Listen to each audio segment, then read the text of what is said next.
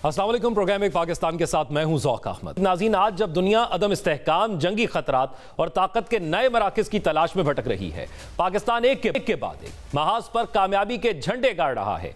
ये कोई मुबालगा राय नहीं, इसकी गवाही आलमी जरीदे दे रहे हैं। सिफारती महाज हो, दिफाई मैदान हो या स्ट्रेटेजिक असर रसूख, पाकिस्तान का किरदार सिर्फ रद्द अमल तक महदूद नहीं रहा, बल्कि अब हर मैदान में पाकिस्तान की पेशकदमी तेज हो गई है। ज्यादा दूर ना जाएं, माजी करीब में दुश्मन का ऑपरेशन सिंदूर कैसे नाकामी से दो चार हुआ और ऑपरेशन बुनियादुल मरसूस ने कैसे पाकिस्तान की दिफाई हिकमत अमली, इंटेलिजेंस बरतरी और फैसला कुन सलाहियत को दुनिया के सामने वाजे किया, सब तारीख का हिस्सा बन चुका है। ये वो लम्हा था जब वाज़े पैगाम गया कि पाकिस्तान सिर्फ अपने दिफा ही नहीं कर सकता, बल्कि खित्ते में ताकत का तवाज़ुन बरकरार रखने की सलाहियत भी रखता है। इसी का नतीजा है कि पाकिस्तान के शाहकार JF-17 थंडर के तलबगारों की लाइन लगी है और इसी तसलसल में एक और बड़ी पेशरफ्त आलमी तवज्जो का मरकज बनी है। अमरीकी नशरियाती इदारे ब्लूमबर्ग के मुताबिक तुर्किया, पाकिस्तान और सऊदी अरब के दिफाई इत्तेहाद में शमूलियत का ख्वाहिशमंद है। ज़राए का कहना है कि मुज़ाकरात हतमी मरहले में दाखिल हो चुके हैं और मुआहिदा जल्द होने का इम्कान है, क्योंकि यह महज एक और दिफाई मुआहिदा नहीं, ये एक नई सिक्योरिटी सफबंदी है जो मशरक़ वुस्ता, जनूबी एशिया और हत्ता कि अफ्रीका तक ताकत के तवाज़ुन को मुतासर कर सकती है। ब्लूमबर्ग के मुताबिक इस इत्तेहाद की सबसे अहम शिक यह है कि किसी एक रुकन पर हमला तमाम रुकन ममालिक पर हमला तस्वुर किया जाएगा, बल्कि नेटो के आर्टिकल 5 की तर्ज पर। और यहां सवाल यह पैदा होता है कि क्या मुस्लिम दुनिया एक ऐसे इत्तेहाद की तरफ बढ़ रही है जो नेटो के मुतबादिल के तौर पर उभर सकता है। तुर्किया, जो नेटो में अमेरिका के बाद सबसे बड़ी फौजी कुव्वत रखता है, वो इस इत्तेहाद को सिक्योरिटी और दिफाई सलाहियत मजबूत बनाने का जरिया समझता है, खासतौर पर ऐसे वक्त में जब अमेरिका की काबिल एतमाद हैसियत पर सवालात उठ रहे हैं और सदर डोनाल्ड ट्रंप की नेटो से वाबस्तगी भी बहस का मौजू बन रही है। अंकारा में कायम थिंक टैंक माहिरीन के मुताबिक सऊदी अरब इस इत्तेहाद में माली ताकत फराहम करता है। पाकिस्तान के पास एटमी सलाहियत है, बैलिस्टिक मिसाइल हैं और दुनिया में सबसे बेहतरीन समझी जाने वाली तरबियत याफ्ता अफरादी कुव्वत मौजूद है, जबकि तुर्किया के पास मैदान जंग का तजर्बा और तरक्की याफ्ता दिफाई सनत है। ये तीनों ताकतें अगर एक प्लेटफॉर्म पर आती हैं तो ये महज इत्तेहाद नहीं, बल्कि ताकत का नया महवर बन सकता है। पाकिस्तान, जो पहले ही तुर्किया के साथ गहरे फौजी ताल्लुकात रखता है, इस पूरे मंजरनामे में मरकजी किरदार का हामिल है। तुर्किया पाकिस्तान की बहरिया के लिए कॉर्वेट जंगी जहाज भी बना रहा है, दर्जनों F-16 तैयारों को अपग्रेड कर चुका है। दोनों मुल्कों में पहले ही ड्रोन टेक्नोलॉजी का तबादला भी जारी है। ब्लूमबर्ग के मुताबिक अब तुर्किया चाहता है कि पाकिस्तान इसके 5वें जनरेशन के लड़ाका तैयारे में भी कान के प्रोग्राम में शामिल हो जाए, जबकि यह सब कुछ ऐसे वक्त में हो रहा है जब मशरक़ वुस्ता नई सफबंदियों से गुजर रहा है, ताकत के पुराने मराकज़ कमजोर पड़ रहे हैं और नए इत्तेहाद जन्म ले रहे हैं। ऐसे में सवाल यह है कि क्या यह इत्तेहाद मुस्लिम दुनिया को दिफाई खुद मुख्तारी दे सकेगा? क्या यह नेटो की तर्ज पर एक मजबूत, मरबूत और मौसर ब्लॉक बन पाएगा? क्या यह इत्तेहाद आलमी ताकत के तवाज़ुन में एक मुस्तकिल तब्दीली का आगाज है? यही जानेंगे आज के इस प्रोग्राम में। अब इसी तमाम सूरत-ए-हाल पर बात करने के लिए हमारे साथ ब्रिगेडियर रिटायर्ड राशिद वली साहब मौजूद हैं, दिफाई तज्ज़ियाकार हैं। इसके साथ साथ अहमद हसन अल अरबी, माहिर बैनुल-अक़वामी अमूर मौजूद हैं। दोनों मेहमानों का बहुत शुक्रिया। राशिद वली साहब, अभी एक खबर ब्लूमबर्ग पर जो है वो शाया हुई गुज़िश्ता दिन, जिसमें उन्होंने बताया कि नए इत्तेहाद की तरफ जा रहे हैं। तुर्की जो है वो ख़ास तौर पर पाकिस्तान और सऊदीया के साथ। आपको लग रहा है कि जो कुछ पूरी दुनिया के अंदर हो रहा है और जिस तरह डोनाल्ड ट्रंप साहब का किरदार है, अब दुनिया नए ब्लॉक्स की तरफ जा रही है और ताकत का महवर अब ट्रांसफर हो रहा है मगरिब से नए ब्लॉक्स की तरफ? जी हाँ, उसकी वजह यह है कि इस वक्त जो इंटरनेशनल ऑर्डर जिसको हम समझते थे पहले, वो एक डिसहरे में है और कुछ बाइद नहीं है। जैसा कि आपको एक यूरोपियन मंदूब ने अभी रिसेंटली कहा है कि अगर ग्रीनलैंड पे हमला होता है तो फिर इंटरनेशनल ऑर्डर जैसा कि अब तक समझा जाता था वो ख़त्म तस्वुर होगा। और ट्रंप जो है वो इस वक्त उनकी अपनी एक सोच है जियोपॉलिटिक्स के हवाले से, और वो डीप्रायोरिटाइज कर रहे हैं मल्टीलैटरलिज्म को और बायलैटरल एंगेजमेंट्स और कोअर्सिव स्ट्रैटेजी, डायरेक्ट एंगेजमेंट्स, तो उसकी तरफ उनका इस वक्त रुजू है। और इसकी वजह से बहुत से ममालिक ने ये सोचना शुरू कर दिया है कि वो दूसरी जो ग्रुपिंग्स हैं, मिनी लैटरलिज्म जिसको कहा जाता है या रीजनलिज्म, उसमें पनाह लें।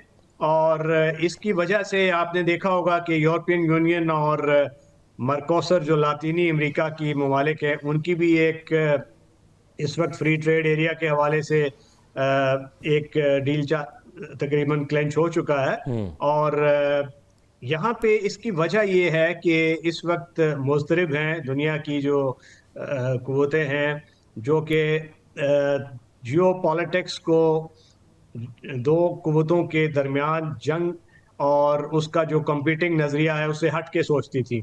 और इस वक्त सऊदी अरेबिया और पाकिस्तान का मुआहिदा आपने देखा। हालांकि सऊदी अरेबिया एक अमेरिका का बड़ा स्ट्रॉन्ग तज़वीराती हलीफ है, और मगर जब कतर पे हमला हुआ इसराइल का, तो उन्होंने इसको ये समझा कि उनकी जो नेशनल सिक्योरिटी है उसको क्लियर एंड प्रेजेंट डेंजर है इसराइल की जानिब से। तो पाकिस्तान जो एक जौहरी कुव्वत है और उसके साथ पुराना उनका दिफाई कोलैबोरेशन था, तो उसके साथ एक एग्रीमेंट करने में उन्होंने मुनासिब समझा। अब तुर्की उसमें शामिल होना चाहता है। अच्छा। तो तुर्की नेटो का भी हिस्सा है, आपको मालूम है। अगर नेटो को डाउनग्रेड किया जाता है, ग्रीनलैंड पे हमला हो जाता है, तो फिर जाहिर है नेटो के ममालिक भी मुस्तरब है कि नेटो का अपना फ्यूचर क्या होगा। तो इसीलिए तुर्की जैसे जो नेटो के मेंबर्स हैं, उन वो भी जिनके मिडल ईस्ट में भी स्टेक्स हैं, तो वो ये सोच रहे हैं कि हमें अल्टरनेटिव जो ठीक। सिक्योरिटी अलायंसेस है उसकी तरफ मैक्सिमाइज करने चाहिए, अपने नेशनल सिक्योरिटी इंटरेस्ट उनमें शामिल होकर। ठीक। अच्छा, अब अहमद हसन साहब, यही चीज़ के माजी को देखते हुए या पूरी दुनिया के अंदर एक सदी के अंदर जो कुछ हुआ, उसको देखते हुए आपको लग रहा है कि अब दुनिया महसूस कर रही है नए ब्लॉक्स को और उसकी तरफ जा रहे हैं, और उसकी बुनियादी वजह यही जो राशिद अली साहब ने जिसका इजहार किया कि जो कुछ हालात व वाक़यात तब्दील हो रहे हैं, यही नज़र आ रही है? जी बहुत शुक्रिया। देखें, जो इस वक्त जो पूरी दुनिया है वो अपनी नॉर्मल फॉर्म ऑफ एग्जिस्टेंस की तरफ वापस जा रही है। 1930s 20s के बाद, वर्ल्ड वॉर 1 वर्ल्ड वॉर 2 के बाद जो ये नया वर्ल्ड ऑर्डर कायम हुआ, जिसमें पूरा मिडल ईस्ट कार्व किया गया, जिसमें यूरोप के अंदर एक नया निज़ाम राइज कराया गया, जिसमें उसके बाद इवेंचुअली फिर it turned out to be a unipolar world order, जिसमें एक मुल्क दुनिया की सुपर पावर था। अब दुनिया वापस अपनी हकीकत की तरफ जा रही है, वो रियलिटी जिसमें दुनिया पिछले 3000 साल 4000 साल जिस तर्जे गवर्नेंस के, जिस ऑर्डर के ऊपर, जिस वर्ल्ड ऑर्डर के ऊपर कायम थी, उसी तरफ वापस आ रही। मिसाल के तौर पे यूरोप पिछले 1000 साल 2000 साल की अगर आप तारीख उठा के देखें तो बड़े नेशनलिस्ट रहे हैं। वो आपस में जो है एक दूसरे के साथ लड़ते रहे हैं और अपने मफादात को उन्होंने सेंट्रल रखा है, और बहुत शदीद खुरेज जंगें इंसानी तारीख की यूरोपियन कंट्रीज के दरमियान में हुई हैं। वर्ल्ड वॉर 1 के बाद यूरोप को जिस तरीके का वर्ल्ड ऑर्डर के अंदर इनको एग्जिस्टेंस मिली थी, उसके बाद आपने देखा कि यूरोपियन यूनियन भी फॉर्म हुई 40s में, और फिर उसके बाद यूरोप जो था एक कंप्लीट एंटिटी के तौर पर दुनिया के सामने आया, और यूरोप की आपसी जो जंगें थी वो कम हो गई, और यूरोप में ग्लोबलिस्ट जो गवर्नमेंट्स थी वो हुकूमत में आई। मिडिल ईस्ट पिछले 1000 साल 2000 साल अगर आप इसकी तारीख देखें, specially for the past 1400 years, ये किसी ना किसी फॉर्म और शेप में यूनाइटेड रहा है। लेकिन वर्ल्ड वॉर 1 वर्ल्ड वॉर 2 के बाद आपने देखा कि इसको बहुत ज्यादा कार्व किया गया, छोटे छोटे ग्रुप्स के अंदर, कुछ सेक्टेरियनिज्म के नाम पे डिवाइड किया गया, एथनिसिटी के नाम पे डिवाइड किया गया। तो ये इस वक्त मिडिल ईस्ट की एग्जिस्टेंस ही वो भी नॉर्मल नहीं थी। और फिर पूरी दुनिया हमेशा से मल्टीपोलर रही है, बहुत ज्यादा ताकतें रही हैं पूरी दुनिया में जो अपने अपने रीजन के ऊपर अपना असर रसूख रखती रही हैं, और दुनिया एक रीजनलिस्ट मल्टीपोलर वर्ल्ड रही है हमेशा से। तो वो भी पहले वर्ल्ड वॉर 2 के बाद और फिर उसके बाद सोवियत यूनियन के कोलैप्स के बाद 92 ऑनवर्ड्स दुनिया यूनिपोलर हो गई।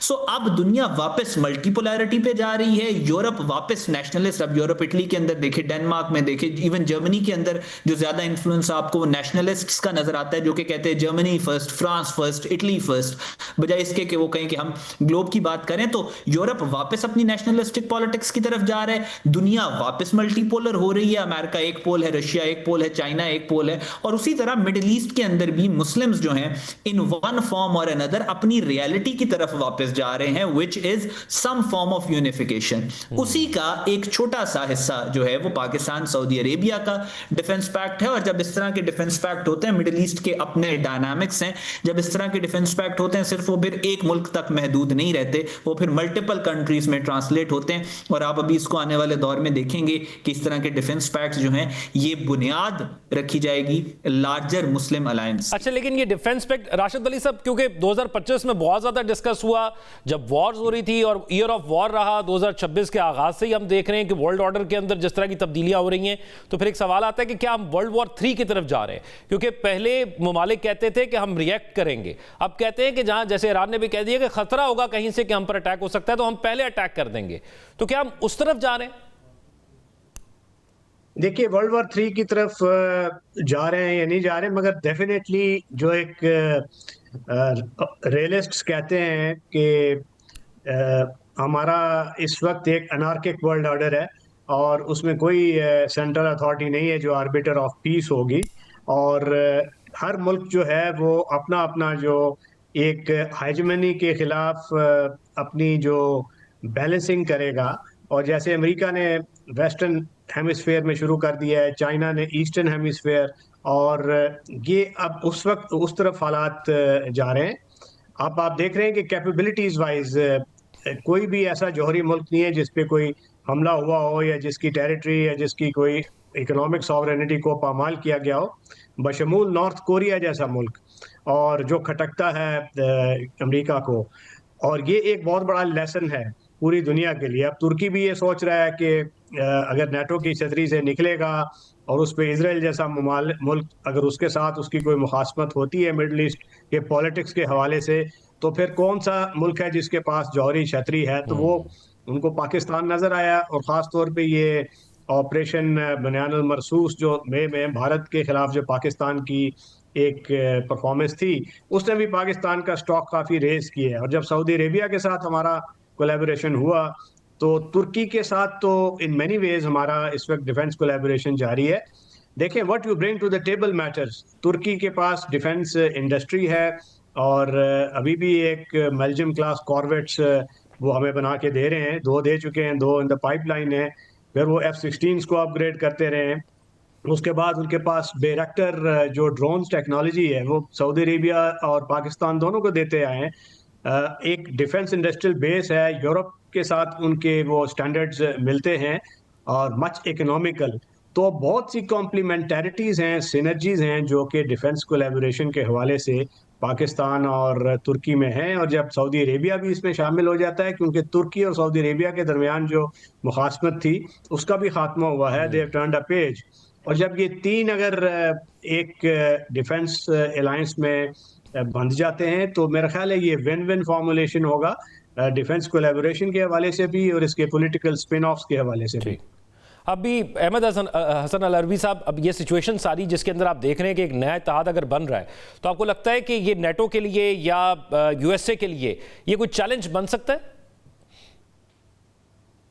नहीं, मेरा नहीं ख्याल, क्योंकि मुझे ऐसा लगता है कि अमेरिका के अंदर जो गवर्नमेंट है, अमेरिका भी अपनी ग्लोबलिस्ट से निकल के अब नेशनलिस्ट की तरफ जा रहा है। डोनाल्ड ट्रंप ने कहा है that we want to make America great again, और वो कैसे बनाएंगे अमेरिका को ग्रेट अगेन? के बाहर की जंगों से निकलकर अमेरिका के ऊपर फोकस करेंगे और रीजन के ऊपर फोकस करेंगे, जिसको मॉनरो डॉक्ट्रिन कहते हैं, जिसके तहत इन्होंने वेनेजुएला के ऊपर भी हमला, जो एक्सट्रैक्शन इन्होंने ऑपरेशन किया था मडूरो को लेके आने वाला। सो अमेरिका खुद चाह रहा है कि मिडिल ईस्ट के अंदर एक ऐसी इक्वेशन हो कि अमेरिका वहां से निकल पड़े। लेकिन अमेरिका की कोशिश इस वक्त यह है कि इसराइल को जाने के बाद वहां पे जो है अपना रिप्रेजेंटेटिव बना के जाए, या इक्तदार जो है या मिडिल ईस्ट की जो सिचुएशन है, मिडिल ईस्ट की सिक्योरिटी है, वो इसराइल के हवाले करके जाए। लेकिन इसराइल ना तो इस काबिल है कि वो मिडिल ईस्ट को उस तरह की सिक्योरिटी गारंटीज या सिक्योरिटी ऑपरेटर्स दे सके जिस तरह अमेरिका देता है, ना इसराइल के पास इतनी कैपेसिटी है, ना इसराइल को मिडिल ईस्ट उस तरीके से ट्रीट करता है। सो फिर उसके बाद मुसलमानों के पास कोई और ऑप्शन ही नहीं बचता सिवाय इसके कि वो अपने अलायंस को मुस्तहकम करें। सो अमेरिका वन वे और दी अदर, आपने कल देखा डोनाल्ड ट्रंप ने जो ट्वीट किया था, उसने कहा था कि हम ईरान को हिट करेंगे, लेकिन कल अपनी एक साइड पे मार्को रूबियो और दूसरी साइड पे उन्होंने जेडी वेंस को बिठाया और उन्होंने क्लियरली कहा कि हम ईरान के इंटरेस्ट को हिट करेंगे, but boots on ground is not an option, which again shows कि अमेरिका मिडिल ईस्ट की इक्वेशन से निकलना चाह रहा है। सो उस सारी सिचुएशन के अंदर ये अलायंस जो है ये अमेरिका को इतना डिस्टर्ब नहीं करेगा, बट यस इसराइल को बहुत ज्यादा डिस्टर्ब करेगा। अच्छा, अभी राशिद वली साहब, इस सारी सिचुएशन के अंदर एक चीज़, जिस तरह अभी अहमद हसन साहब ने कहा कि इस इक्वेशन से अमेरिका निकलना चाहता है, जो इक्वेशन इस वक्त मिडिल ईस्ट के अंदर है, आपको लगता है कि एक तरफ वहाँ पर यमन का मसला है, सोमालिया का मसला है, दीगर मसाइल हैं, ममालिक के मसले हैं, और फिर अमेरिका वहाँ पर ये बात करता है कि वो नक्शा तब्दील करने की भी बात करता है, तो क्या अमेरिका यहाँ से निकलना चाहता है या मज़ीद असर रसूख बनाना चाहता है? वो हमने वेनेजुएला वाली कार्रवाई से दुनिया को ये कहते हुए सुना कि उसमें वो कहते हैं कि ताकि गल्फ कंट्रीज़ पर उनका इन्हसार कम हो तेल के हवाले से, इसलिए वेनेजुएला, और अब फिर अगली नज़रें और अगला महाज जो है मिडल ईस्ट होगा। कि देखिए, जब एक एनार्किक दुनिया होती है तो उसमें मैक्सिमाइजेशन ऑफ इंटरेस्ट जो ग्लोबल कुव्वतें करती हैं, तो वो हर रीजन में अपनी जो कुव्वत है उसको मैक्सिमाइज करने की कोशिश करती हैं। तो वो निकलना तो इस तरीके से नहीं चाहेगा अमेरिका मिडल ईस्ट से कभी भी, क्योंकि उसका जो रीजनल जेंडामे जिसको कहते हैं वो इसराइल है। अमेरिका की पूरी जो मिडल ईस्ट पॉलिसी है वो दो, ऑयल इंटरेस्ट है उनका, और उसके बाद इसराइल फोकस्ड, इसराइल सेंट्रिक वो पॉलिसी। जब तक इसराइल की सिक्योरिटी और एआई पैक जो इसराइल लॉबी है अमेरिका में, वो ड्राइव कर रही है अमेरिकन पॉलिसी, तो अमेरिका मिडल ईस्ट से नहीं निकलेगा। और अब ईरान के खिलाफ भी जो इस वक्त एक रेजीम चेंज जैसी फजा पैदा की जा रही है, वो इसराइल की ईमा पे की जा रही है।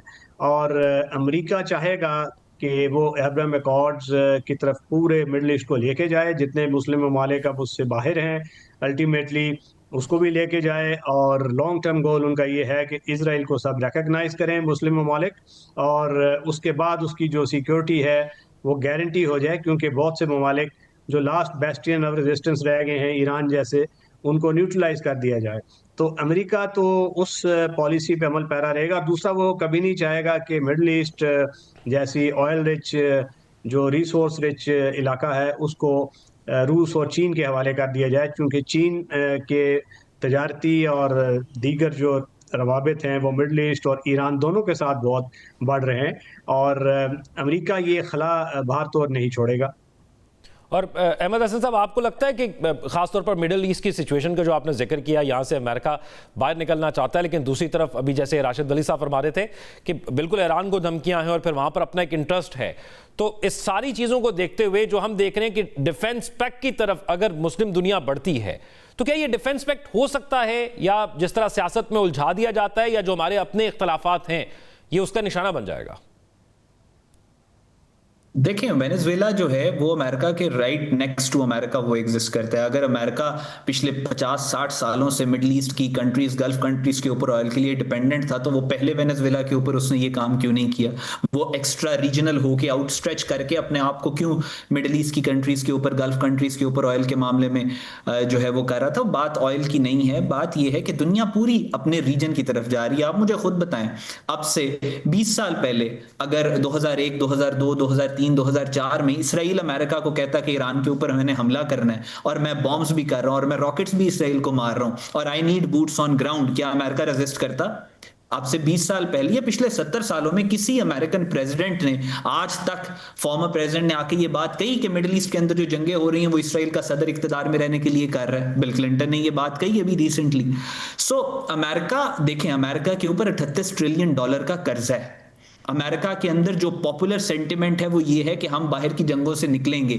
वही पॉपुलर सेंटिमेंट डोनाल्ड ट्रंप को इक्तदार में लेके आया है। वही पॉपुलर सेंटिमेंट डोनाल्ड ट्रंप को अमेरिका की तारीख का सबसे पॉपुलर प्रेसिडेंट बना रहा है। वही पॉपुलर सेंटिमेंट इस वक्त अमेरिका की पॉलिटिक्स को डील कर रहा है। आपने देखा टकर कार्लसन जो कि फेस है इस मेक अमेरिका ग्रेट अगेन और अमेरिका को बाहर वाली जंगों से और मिडिल ईस्ट से निकालने का जो फेस है टकर कार्लसन, कल वो डोनाल्ड ट्रंप की उस तकरीब के अंदर बैठा हुआ था। So these are all strategic messages. फिर उसके बाद अमेरिका ने जब वेनेजुएला वाला काम ये किया है, उसके अगले दिन उसने यूएनओ की बहुत सारी कमेटी से अपने आप को पुल आउट कर लिया, जिसमें एक क्लाइमेट कमेटी भी है, जिसमें वो ये कहते थे कि ये पूरी दुनिया में क्लाइमेट चेंज आ रहा है और अमेरिका उसके अंदर अपना किरदार अदा करेगा और उसको रोकेगा। उसके साथ कोई 8 के करीब और कमेटीज हैं जिससे अमेरिका ने निकाल लिया अपने आप को कि हम अपने सारे रिसोर्सेज बाहर से निकालकर अमेरिका पे फोकस करेंगे। हमारा ग्लोबल पॉलिटिक्स के साथ कोई इतना ज्यादा, उसके ऊपर हमारे को इतना ज्यादा फोकस नहीं है। हम अमेरिका को पहले ठीक करेंगे, फिर हम आगे बाकी दुनिया की बात करेंगे।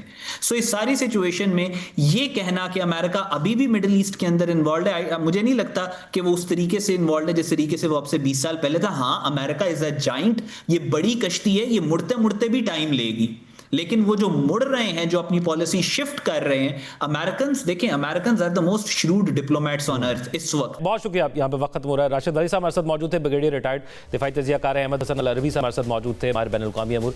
दोनों मेहमानों का बहुत शुक्रिया। नाज़रीन, प्रोग्राम में शामिल करेंगे एक break. Stay with us. Break के बाद खुशामदीद नाज़रीन। पाकिस्तान तहरीक इंसाफ 8 फरवरी के एहतजाज की तैयारियां कर रही है और इसलिए स्ट्रीट मोबिलाइजेशन के लिए उन्होंने पहले पंजाब का दौरा किया, जिसमें लाहौर में में पंजाब असम्बली का रुख किया गया। उसके बाद अब सिंध का दौरा किया जा रहा है। जब जुमे को वजीर आला खैबर पख्तूनख्वा सुहेल आफरीदी कराची पहुंचे तो सईद गनी साहब की जानिब से उनका इस्तकबाल किया गया और फिर यह बात चलना शुरू हो गई कि पाकिस्तान पीपल्स पार्टी की जानिब से सियासी मेचोरिटी का मुजाहरा किया गया है और वहां पर उनको रिसीव भी किया गया है और तमाम तर सूरत हाल के हवाले से उनको फैसिलिटेट भी किया जा रहा है। फिर उसके बाद पाकिस्तान तहरीक इंसाफ ने जलसे का ऐलान किया और बागे जना का इंतखाब किया गया।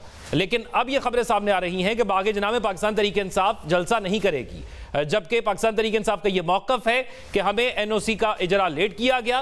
बागे जना के अंदर जब हम जलसे की तैयारी के लिए सामान लेकर आए तो पुलिस ने यह कहकर ताले लगा दिए बाग को कि आपके पास एनओसी या इजाजतनामा मौजूद नहीं है। अब हम वीआईपी गेट जो बाजार कायद के बाहर है उसके बाहर जलसा करेंगे और अब जलसा 4 बजे नहीं बल्कि 2 बजे होगा।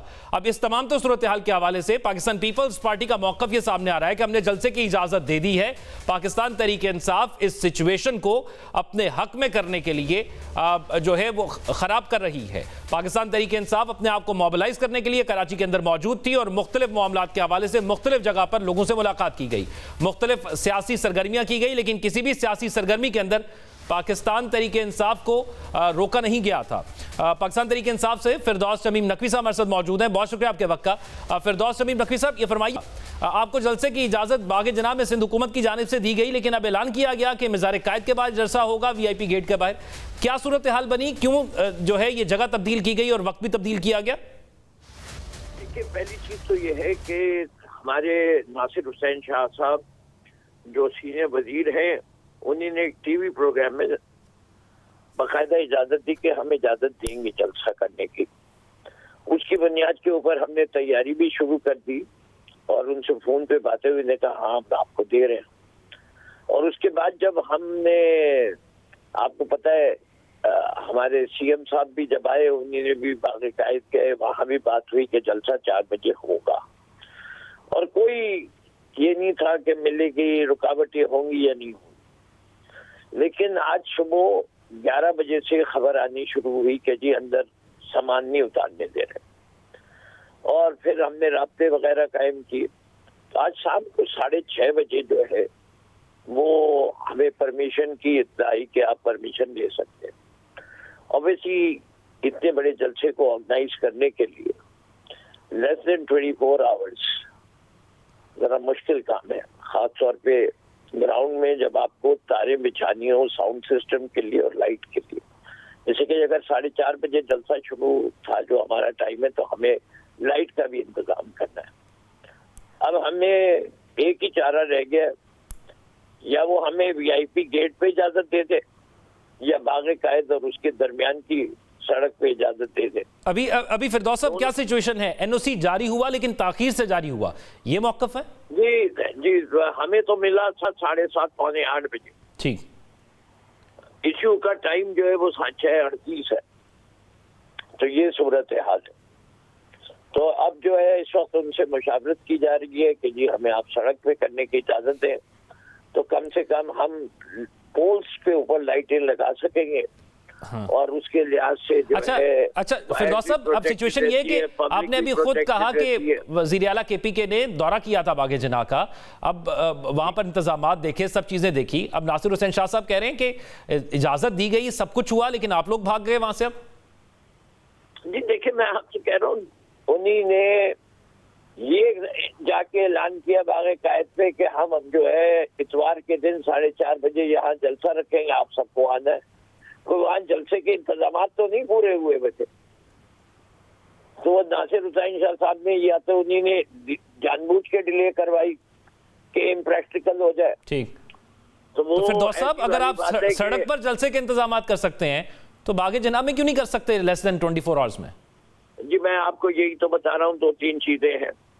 सड़क के ऊपर तो हम किसी ओवरहेड ब्रिज के ऊपर भी कर सकते हैं, तो मुझे कंटेनर नहीं लाने पड़ते। सड़क के ऊपर पोल्स होते हैं, तो पोल्स के ऊपर जो है लाइटें भी लग जाती है, साउंड सिस्टम भी लग जाता है, मुझे वायर नहीं ले करनी पड़ती।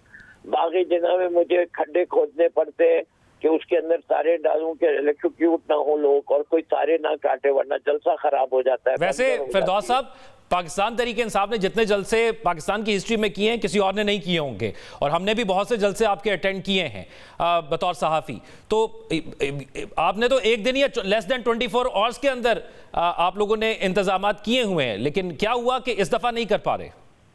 नहीं, ऐसी कोई बात नहीं है। मैंने पाकिस्तान तरीके इंसाफ में सबसे बड़े जलसे करने वालों में से मेरा नाम भी आता है, चाहे वो लाहौर का जलसा हो, चाहे कराची के 25 दिसंबर का जलसा हो।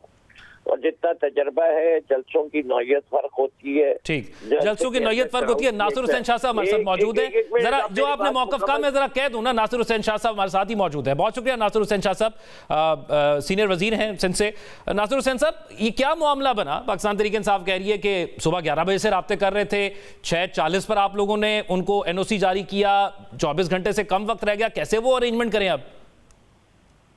देखिए, फिरदौस साहब मेरे बड़े मोहतरम हैं, हमारे बड़े भाइयों की तरह हैं। मेरा राब्ता रहा है सबसे, अलीम आदिल साहब से भी, फ़हीम साहब या हमारे जो MP हैं राजा साहब, हमारे पार्लिमानी लीडर हैं शबीर जो असेंबली में PTI की तरफ से, और इन्होंने मांगा था बाग़े जिना। बाग़े जिना जो है वो फेडरल गवर्नमेंट के पास है, उसकी एक प्रोसेस होता है, और इन्होंने वो वहाँ पे फीस भी जमा करा दी थी उधर फेडरल गवर्नमेंट के पास भी।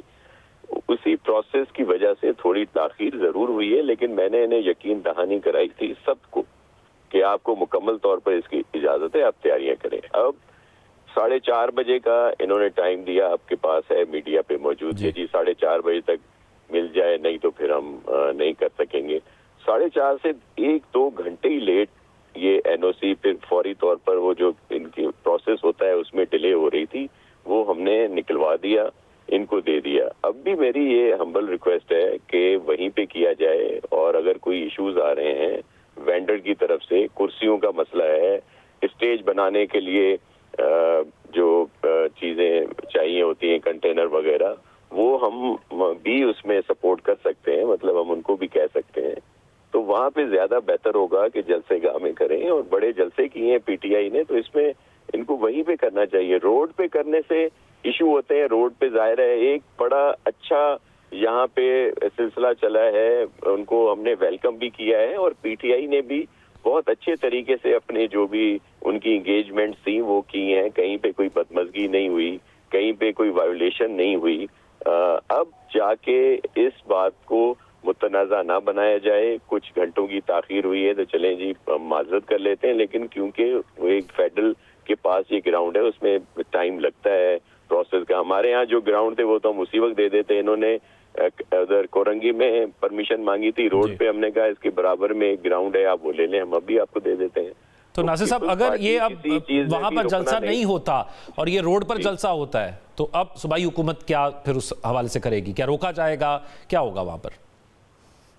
का एक इशू क्रिएट होगा। मैं फिरदौस साहब, शमीम साहब हमारे बड़े हैं, मैं उन्हें रिक्वेस्ट ही करूंगा कि वो जलसा गाह में ही जलसा करें, और उनको कहें 2-3 घंटों की वजह से ये पूरा प्रोसेस क्यों वो किया जा रहा है, और जलसा करें। बल्कि PTI के लिए ये एक अच्छा मौका भी है कि KP के अलावा इनको किसी जगह पे जलसा करने का ये मौका मिल रहा है, तो इनको इनकी स्ट्रेंथ भी है, तो वो इसको कर ले। खामखा एक इशू आएगा रोडों पे, जाहिर है हम परमिशनें नहीं देते, फिर एक बदमजगी होगी जो मुनासिब नहीं है।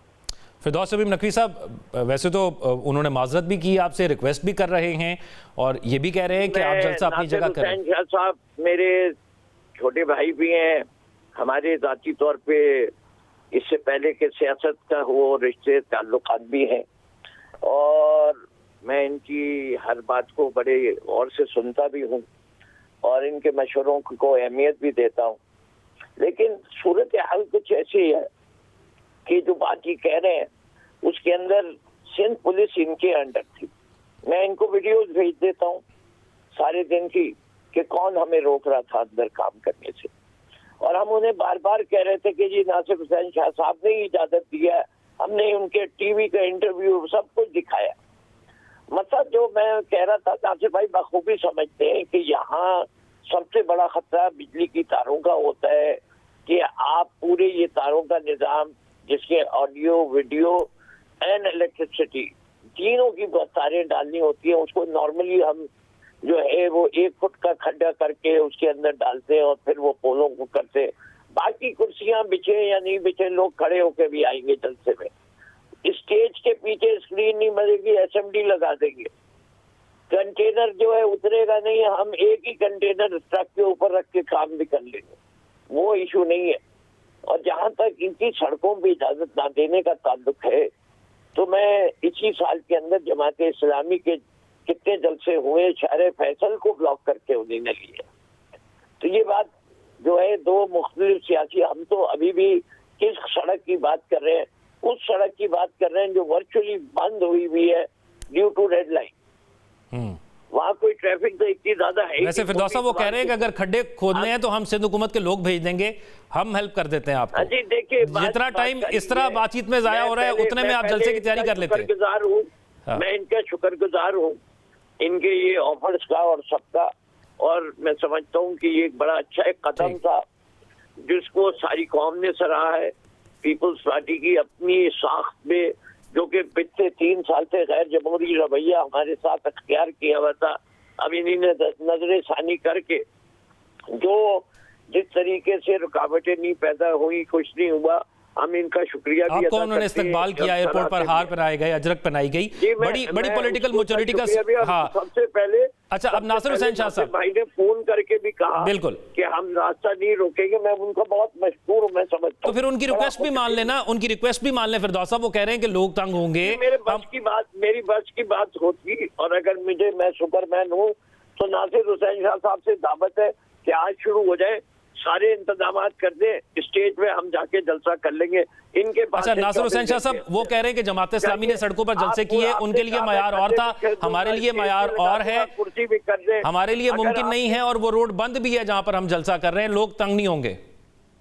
देखिए, मैं जैसे फिरदौस भाई ने कहा, वो कहते हैं हम सारे इंतजामात हम अपने जिम्मे लेते हैं, हम करा देते हैं। अरे फिरदौस साहब, इंतजामात का खर्चा भी बच गया। दीजिए, हम 4:30 बजे जलसा शुरू करेंगे, आप सारे इंतजामात कीजिए। जी, मुझे आप रिक्वायरमेंट बता दें। मैं ये नहीं चाहता। देखिए, ये कमिटमेंट है। देखिए, हम एक्सपेक्ट कर रहे हैं अनप्रेसिडेंटेड क्राउड, जिसकी कोई नजीर नहीं है। कराची सारा उधर चला जाएगा। नासिर साहब, कम हुआ है, अब आपको उसके लिहाज से आप कर सकते हैं तो आ जाइए, कर दीजिए। कॉस्ट हमें बता दीजिएगा, कॉस्ट हम बेयर कर लेंगे। जी नासिर साहब। जी, मैं बिल्कुल तैयार है, मैं कमिटमेंट दे रहा हूँ आपके प्रोग्राम में। अभी ये बताएं जितनी चेयर चाहिए, स्टेज, हर चीज हमारा जिम्मा, टेंशन नहीं है, हमारा जिम्मा। नकवी साहब बता। अच्छा फिरदौस साहब, वो आप दोनों इकट्ठे बोल रहे हैं तो आवाज ऑडियंस तक सही नहीं जाएगी। मैं फिरदौस साहब एक चीज जान लेता हूँ ना, एक चीज, सवाल ये है कि अब वो कह रहे हैं कि हम करा देते हैं, अरेंजमेंट भी हम कराते हैं, स्टेज भी हम कराते हैं, कुर्सियां भी हम कराते हैं, तो आप अब वहां पर ही जलसा करेंगे जहां पर एनओसी जारी हुआ। कल 12 बजे तक स्टेज तैयार कर दे, हम बाहर क्यों करेंगे, अंदर ही कर लेंगे।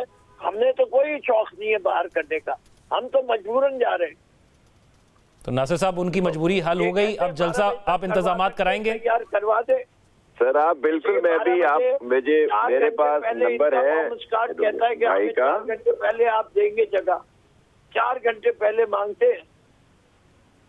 नासिर साहब ने ऐलान कर दिया है वैसे नकवी साहब, और ये खबर भी है कि नासिर साहब कह रहे हैं हमने इजाजत भी दी है और अब इंतजामात भी हम कराते हैं, आप हमारे मेहमान हैं, आप आए, सिर्फ स्टेज पर आए और आकर जो है वो अपना जलसा करें और कराची की आवाम से मुखातिब भी हो। बहुत शुक्रिया। सीनियर वजीर सिंध नासिर हुसैन शाह साहब हमारे साथ मौजूद थे, पाकिस्तान तहरीक इंसाफ से फिरदौस शमीम नकवी साहब हमारे साथ मौजूद थे। और कल के जो जलसे को लेकर इब्हाम था उसमें पीपल्स पार्टी ने बड़ी ऑफर कर दी है कि स्टेज भी हम सजा रहे हैं और इंतजामात भी हम कर रहे हैं, आप आएँ, जलसा करें, लेकिन सड़क को बंद ना करें। नाज़रीन, वापस आते हैं ब्रेक के बाद। ब्रेक के बाद खुशामदीद। नाज़रीन, खैबर पख्तूनख्वा की वफाकी हुकूमत से रकाबत ही नहीं, खतो किताबत भी चल रही है। खैबर पख्तूनख्वा के मुशीर खजाना मुज़म्मिल असलम ने वफाकी वजीर खजाना को खत लिखकर खबरदार किया है कि अगर वफाक की तरफ से वाजिबुल अदा फंड्स बर वक्त और मुकम्मल ना मिले तो 157 अरब रुपए के बजट सरप्लस का हदफ ख्वाब बन जाएगा। खत में लिखा गया कि जमशुदा इजला के लिए 292 अरब रुपए मुख्तस किए गए, मगर साल गुजरने के बावजूद सिर्फ 56 अरब जारी हुए, यानी सिर्फ 19%। और यही वो इलाके हैं जहां दहशतगर्दी सबसे ज्यादा, पुलिस सबसे कमजोर और रियासत की रेट सबसे ज्यादा खतरे में है। पख्तूनख्वा दहशतगर्दी की फ्रंट लाइन है। आज की दहशतगर्दी से जुड़ी खबर भी पख्तूनख्वा से है, जहां जनूबी वजीरिस्तान में खारजी दहशतगर्दों के हमले में JUI के रहनुमा मौलाना हाफिज सुल्तान शहीद हो गए, जबकि ISPR के मुताबिक खैबर पख्तूनख्वा के मुख्तलिफ इलाकों में 2 अलग अलग कार्रवाइयों के दौरान 11 खवारिज मारे गए। इसी हवाले से चंद दिन पहले DG ISPR की प्रेस ब्रीफिंग के आदाद-ओ-शुमार चौंका देने वाले थे, जिनके मुताबिक मुल्क भर में होने वाले 27 खुदकुश हमलों में से 16 सिर्फ खैबर पख्तूनख्वा में हुए। इसकी वजह क्या थी, यह भी DG ISPR ने बता दी। ये आपको कोई इजाजत नहीं दे सकता कि आप अपनी सियासत के लिए आप जो से अपने सूबे को, अपने इलाकों को दहशतगर्दों के हवाले कर। जो टोटल दहशतगर्द जो टेररिस्ट इंसिडेंट्स कहते हैं, उनकी तादाद है 5,397, 5,400 के लगभग।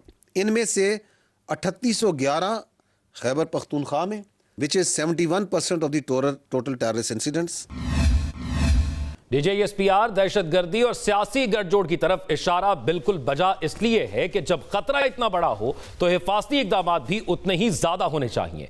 मगर पख्तूनख्वा में सियासत आगे और रियासत पीछे नजर आती है। तल्ख हकीकत यह है कि जब वफाकी हुकूमत ने खैबर पख्तूनख्वा पुलिस को बुलेट प्रूफ गाड़ियां दी तो हैरत अंगेज तौर पर पख्तूनख्वा हुकूमत ने 21 अक्टूबर 2025 को वो गाड़ियां वापस कर दी। नाकदीन इसकी वजह भी सियासत को करार देते हैं। आज वफाकी वजीर दाखिला मोहसिन नकवी भी यही सवाल उठाते हैं कि आपने पुलिस अफसरान को खतरे में क्यों डाला, गाड़ियां क्यों नहीं ली। आप उन्होंने अपने ऑफिसर्स की प्रोटेक्शन के लिए क्या क्या किया है? अगर वो तो गाड़ियां लेने से भी इनकारी हो जाते हैं और कहते हैं कि नहीं ज़रूरत है, क्या उन लोगों को जिनको गाड़ियां देनी थी दे दी हैं? सिर्फ ये पूछ लें उनसे, उनकी कारकर्दगी पूछ लें, आपको जवाब मिल जाएगा। पख्तूनख्वा हुकूमत से ये शिकवे सिर्फ वफाक को नहीं, सूबे में असातिज़ा भी सरापा एहतजाज हैं। जामिया पेशावर के असातिज़ा तनख्वाहों के लिए एहतजाज कर रहे हैं, मगर सूबाई क़यादत कराची और पंजाब के सियासी दौरों में मसरूफ है। वफाकी वजीर अमीर मकाम कहते हैं कि सूबे की सबसे बड़ी जामिया के असातिज़ा रो रहे हैं और वजीर आला दूसरे सूबों में जाकर जल्द से जुलूस कर रहे हैं। वजीर इत्तलात अता तारड़ तो ये कहना है कि खैबर पख्तूनख्वा में गवर्नेंस नाकाम हो चुकी है और TTP का सियासी विंग फाल है। उनके बकौल रियासती जिम्मेदारियां पीछे हैं, सियासी एजेंडा आगे है। सवाल यह है कि जब सूबा दहशतगर्दों के निशाने पर है, फंड्स की कमी की वजह से असातिज़ा को तनख्वाहें नहीं दे पा रहे, तो वजीर आला सुहेल आफरीदी के भारी भरकम सूबाई दौरों का खर्च कहां से आ रहा है ये पैसा? सवाल ये नहीं कि सियासत क्यों की जा रही है, सवाल ये है कि असातिज़ा, पुलिस और आवाम के लिए पैसे नहीं मगर एहतजाजी सियासत के लिए खजाना भरपूर क्यों है? पख्तूनख्वा के अवाम दहशतगर्दों के रहमो करम पर हैं और वजीर आला सियासी दौरों पर यह फंड्स की कमी या फिर तरजीहात का बहरान क्या समझा जाए? अब इसी तमाम सूरत हाल पर बात करने के लिए पाकिस्तान तहरीक इंसाफ के सीनियर रहनुमा अली मोहम्मद खान साहब हमारे साथ मौजूद हैं। अली मोहम्मद खान साहब, वैसे तो स्पेसिफिकली आज बात करनी है KPK की सियासत और इंतजामी मामलात के हवाले से, लेकिन मैं आगाज़ में एक चीज़ आपसे जानना चाहता हूँ कि आपकी तमाम पार्टी कहीं ना कहीं एक्टिव है। वज़ीर आला सिंध में मौजूद हैं आपके KPK वाले, फिर फवाद चौधरी साहब कहीं ना कहीं आपको मसरूफ़ नज़र आते हैं, आपके पुराने साथी हैं। सलमान अकरम राजा साहब प्रेस कॉन्फ्रेंसेस में हैं। तहरीक तहफ़्फ़ुज़ आइन जिनको इमरान खान ने मैंडेट दिया कि वो मुज़ाकरात कर सकते हैं, वो GT रोड पर हैं। आप और बाकी पुराने साथी कहीं नज़र नहीं आते, आप लोग कहाँ मसरूफ़ हैं? जी बहुत शुक्रिया। बिस्मिल्लाहिर्रहमानिर्रहीम, अल्लाहुम्मा सल्लि अला मुहम्मद व अला आलि मुहम्मद। वज़ीर आला साहब जाहिर है उनका एक दौरा है, उसमें कुछ साथी उनके साथ गए हैं, सब तो साथ नहीं जा रहे। बाकी तहरीक तहफ़्फ़ुज़ आइन में हमारे असद कैसर साहब उनके साथ तहरीक इंसाफ की तरफ से अपना किरदार अदा कर रहे हैं। बाकी जैसे जैसे रोल आएगा तहरीक इंसाफ की इस क़यादत का, जो खान साहब के साथ पुराने चले हुए हैं, तो इंशाल्लाह वो अपना किरदार अदा करेंगे। लेकिन इस वक्त मेन लीड जो है पार्टी की तरफ से महमूद खान चकजई साहब और मौलाना अल्लामा नासिर अब्बास साहब को है वो दिया गया है, और उम्मीद है इंशाल्लाह कि वो अपना एक किरदार जो मुज़ाकरात का भी है और उसके अलावा भी जो एक लीड उनको अपोजिशन लीडरशिप की दी गई है कौमी असम्बली में और सेनेट में, उसमें अपना वो किरदार अदा करेंगे जो खान साहब को उनसे तवक्को है। ठीक। अच्छा, अब मुशीर ख़जाना मुज़म्मिल असलम साहब लिख रहे हैं कि 157 अरब का सरप्लस बजट ख्वाब बन सकता है। अब सवाल यह है कि अगर वफाक फ़ंड नहीं दे रहा तो फिर पाकिस्तान तहरीक इंसाफ की हिकमत अमली क्या होगी? क्या मुतमादिल कोई साइड कुछ सोचा गया? एक सूबे के अंदर गवर्नेंस है, उसको कहते बेहतर करना है, उस सूबे की तरक्की कैसे करनी है, फ़ंड रिक्वायर होगा, क्या किया जाएगा अगर वफाक के साथ ये डेडलॉक बरकरार रहता है और फ़ंड भी नहीं मिलता? तो देखें, हुकूमत के पास तो एक एहतजाज जो एक सियासी तरीका है वही वो कर सकते हैं, क्योंकि अगर एक्सट्रीम मेजर्स की तरफ सूबाई हुकूमत जाएगी तो वो तो बिल्कुल एडवाइजेबल नहीं है कि एजुटेशन को उस लेवल तक ले जाया जाए जिससे वफाक और सूबे के बीच में कोई ब्रेक डाउन हो। मेरे ख्याल में फेडरल गवर्नमेंट को ही इसका लिहाज करना चाहिए, क्योंकि खैबर पख्तूनख्वा इस वक्त जिस तरीके से जिस सूरत हाल का जो है वो शिकार है आज ही फजल रहमान साहब की जमात के एक मौलाना साहब शहीद हुए हैं, अल्लाह उनकी मग़फ़िरत फरमाए। तो लॉ एंड ऑर्डर की सिचुएशन बड़ी बुरी है और 13 से इनखला का सिलसिला आपने देखा होगा कि वो स्टार्ट हो रहा है। जो मैस मूवमेंट होती है उससे जिस तरह के सोशल इश्यूज बनते हैं, तो वफाकी हुकूमत से मेरा बतौर मेंबर नेशनल असम्बली ये सवाल है कि ये जो हो रहा है खैबर पख्तूनख्वा में, जो शहादतें हो रही हैं या जो लोग अपने घर बाहर छोड़ के अपना अब नकल मकानी करेंगे, 13 से जो वज़ीर आला सुहेल अफरीदी साहब का बाई इलाका भी है, तो ये कुर्बानी क्या ये पूरे पाकिस्तान के लिए ये पश्तून नहीं दे रहे? तो उसकी कीमत सिर्फ ये सूबा क्यों चुका है? उसका बोझ सिर्फ सुहेल अफरीदी या खैबर पख्तूनख्वा की हुकूमत क्यों उठाए? ये कुर्बानी तो पूरे मुल्क के लिए है। क्या वो खवातीन जो इस सख्त सर्दी में है, सर्दी का मौसम है, आप वहाँ भी जहाँ बैठे हैं इस्लामाबाद में हैं, मैं तो इलाके में हूँ, मरदान में हूँ, तो इस सर्दी में सिर्फ थोड़ा ये सोच लीजिए कि अपने मासूम बच्चों के साथ, बुजुर्गों के साथ इंसान को अपना घर छोड़ के जाना पड़े और टेंट में रहना पड़े।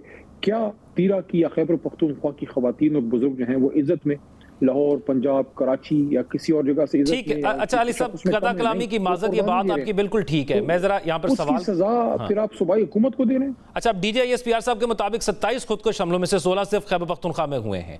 अब क्या तस्लीम करती है खैबर पख्तूनख्वा की हुकूमत, या आप ये तस्लीम करते हैं कि सिक्योरिटी का मसला है और उसको सियासत की नजर किया जा रहा है? सिक्योरिटी का इशू बिल्कुल है। मेरे ख्याल में कुछ चीज़ें ऐसी हैं जो प्रेस टॉक्स और मीडिया की ग्लैमर और उसके ग्लेयर के बजाय अगर आप राब्ताकारी करें, बीच में ऐसे प्लेयर्स डालें जिससे आपके कोऑर्डिनेशन बेहतर हो सके सूबाई हुकूमत के साथ। लेकिन देखिए ना, सूबाई हुकूमत सूबाई हुकूमत वहां पर मुज़ाकरात की बात करती है उन लोगों से जिनसे पहले भी मुज़ाकरात कामयाब नहीं हुए और जो फौजी जवानों की शहादत की वजह बन रहे हैं, जो अमनो अमान में खलल डाल रहे हैं, जो अमनो अमान को सबूताज कर रहे हैं पाकिस्तान में, जो बैरूनी एजेंडे पर काम कर रहे हैं। सूबाई हुकूमत उनके खिलाफ ऑपरेशन करने के लिए वफाक के साथ जो है वो डेडलॉक बरकरार रखे हुए है। तो क्या आप समझते हैं कि इस सिचुएशन के अंदर अगर वो गिला करते भी हैं तो जायज नहीं है? नहीं, वो नाजायज है। उसकी वजह यह है कि वो फोरम इस तरह का है नहीं कि वहाँ इस तरह आप एक सियासी जमात जिसके पीछे करोड़ों लोग हैं और जो जिम्मेदार है वहाँ के लोगों की जिंदगियों की, उसको आप इस तरह अटैक करें या क्रिटिसाइज करें। ये चीज़ें होती हैं संजीदगी से अक्रॉस द टेबल बैठ के डिस्कस करके। आप वज़ीर आला हैं, आप उनके पास जाइए, उनसे बैठिए, सूबे के वो इंतज़ामी हेड हैं।